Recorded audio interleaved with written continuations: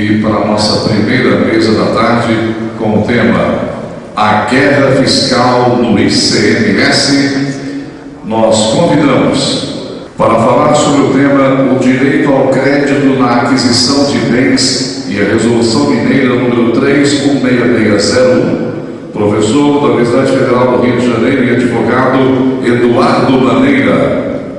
Boa tarde a todos.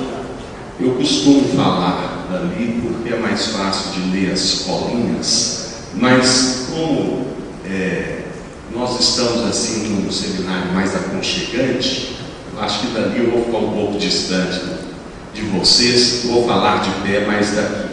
Em primeiro lugar, mais uma vez, é uma honra participar de evento da Bradet, que sempre prima pela seriedade, pela boa escolha dos temas e pela seriedade com que os temas são tratados, dando oportunidade para advogados de contribuintes e representantes da Fazenda Pública se manifestarem. Este tema que eu fui agraciado com ele, direito ao crédito na aquisição de bens e a Resolução Mineira número 3166, é um tema que realmente desperta muita paixão em falar sobre ele. Obviamente que eu vou falar mal da Resolução Mineira, mas antes de chegar a isso, eu tenho que fazer algumas ponderações. Em primeiro lugar, apenas para relembrar e contextualizar com os senhores o tema da nossa palestra. O que é guerra fiscal e por que a guerra fiscal existe? Nós sabemos que o Brasil adota um modelo de tributação do consumo que é um modelo peculiar. O Brasil deve ser o único país do mundo que fatia a tributação do consumo entre a União e os Estados-membros. A União tributa o consumo por intermédio do IPI e os Estados-membros tributam o consumo por meio do ICMS. Nós sabemos que esse não é o modelo ideal e que nenhum outro país o faz. O imposto sobre o consumo está sempre na competência da União. E estados unitários, não há que falar em problema de competência, mas é um tributo de perfil nacional, de nítido caráter nacional. Pois bem, então a guerra fiscal decorre desta distorção. O ICMS, que é um imposto de caráter nacional, é de competência dos Estados-membros. A guerra fiscal pode se dar basicamente em duas ocasiões. A primeira se refere às legislações estaduais que trazem incentivos aos importadores, empresas que exercem atividade de importação, várias legislações de estados que normalmente têm portos, exemplo clássico do Espírito Santo no seu fundado, criam legislações favoráveis, em critério comparativo, melhores do que a de outros estados, incentivando a importação com alíquotas menores, programas de incentivos diferenciados, para que se instalem no seu estado empresas importadoras, para que os seus portos sejam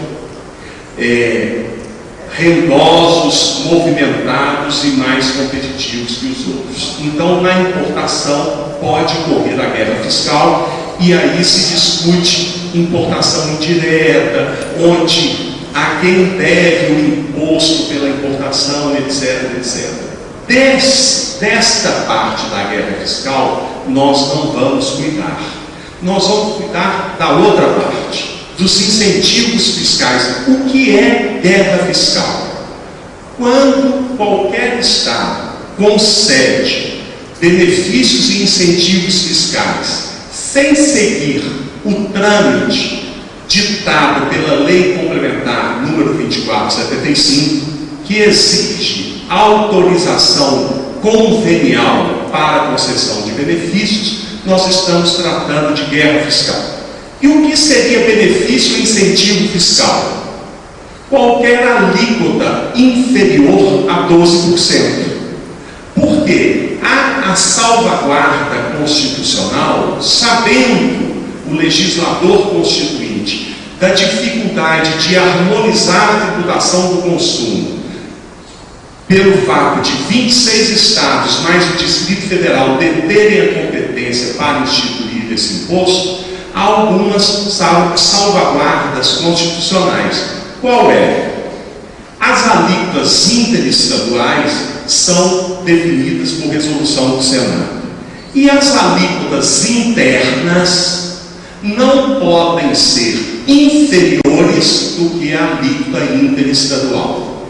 A alíquota interestadual fixada por resolução do Senado é de 12%, a não ser quando estados do Sul e do Sudeste, com exceção do Espírito Santo, vendem para os estados do Norte, Nordeste e Centro-Oeste. Mas a regra geral é a alíquota de 12%.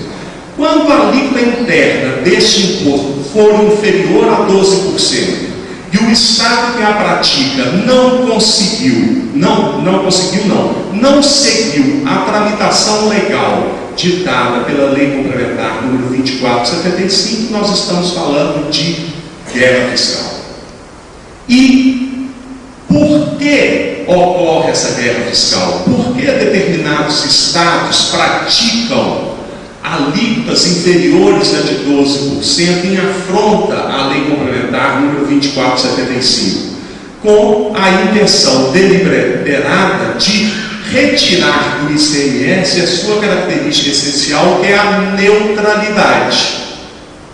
O que é a neutralidade tributária?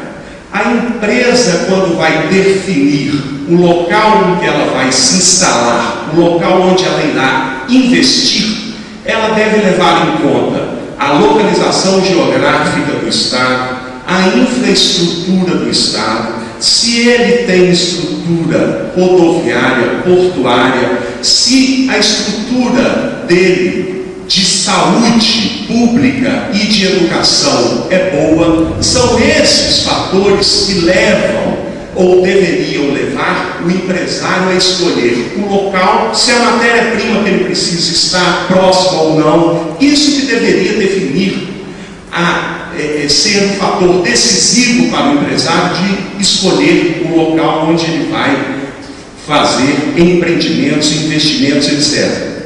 Como isso é uma constatação, estados mais ricos e que têm melhor infraestrutura, como o estado de São Paulo, o estado do Rio de Janeiro, o estado de Minas, está entre esses estados, entre aspas, privilegiados. Eles não precisam se valer tanto dos benefícios fiscais ilegítimos, porque a neutralidade tributária os favorece.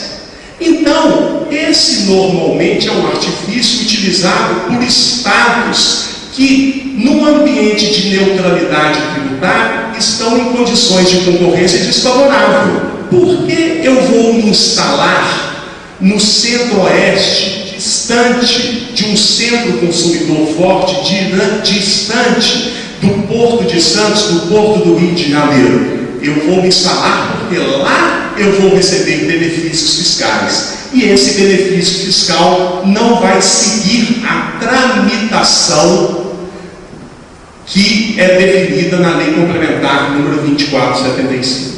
Então, isso é guerra fiscal. Eu conceder benefícios ilegitimamente, ou seja, sem ter a autorização dos demais estados.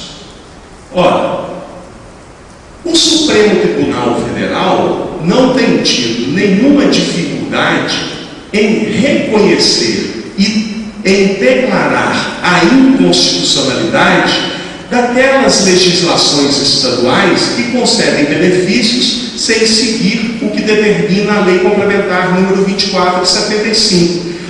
Recentemente, o Supremo declarou a inconstitucionalidade de diversas legislações estaduais. Mas isso resolve o problema? Não resolve o problema. Por quê? Qual é a grande dificuldade desta guerra fiscal? é, uma vez declarada a inconstitucionalidade da lei estadual que concede benefício, o que fazer com os créditos do ICMS do terceiro de boa-fé? E aqui vamos explicar como que normalmente se dá esse incentivo fiscal. Como a Constituição diz que a alíquota interna não pode ser inferior à alíquota definida em resolução do Senado para ser a alíquota interestadual, ou seja, a alíquota de 12%, a afronta a esta determinação constitucional não se faz de modo direto, se faz por via indireta. Como? A legislação estadual mantém a alíquota de 12%, mas reduz a base de cálculo das operações internas, de modo de que a alíquota, o resultado seja uma alíquota menor. Então, se eu quero conceder um incentivo de uma alíquota de 4%, eu reduzo a base de cálculo de 1.000 para 330. E sobre esses 330, eu aplico os 12%. E como se dá a redução dessa base de cálculo? Não se dá na nota fiscal. Essa redução se dá em créditos que o contribuinte do Estado que concede benefício lança nos seus livros fiscais, mas que muitas vezes não se refletem na nota fiscal. O contribuinte do Estado, comprador daquela mercadoria, vai receber a mercadoria acobertada por uma nota fiscal que vai ter uma base de cálculo normal e a alíquota de 12%. O que este contribuinte vai fazer? Seguindo o que deve ser feito de acordo com o princípio da não cumulatividade. Aquilo que ele compra gera crédito, aquilo que ele vende gera débito. Ele vai se creditar dos 12% que estão estampados na nota fiscal. Ao vender a mercadoria, ele vai se debitar e pagar a diferença. O que, neste ambiente de guerra fiscal, os estados que se sentem prejudicados, como é o caso de Minas Gerais, que não concede benefícios irregulares, mas sofre com os benefícios concedidos por outros estados, o que o estado de Minas faz?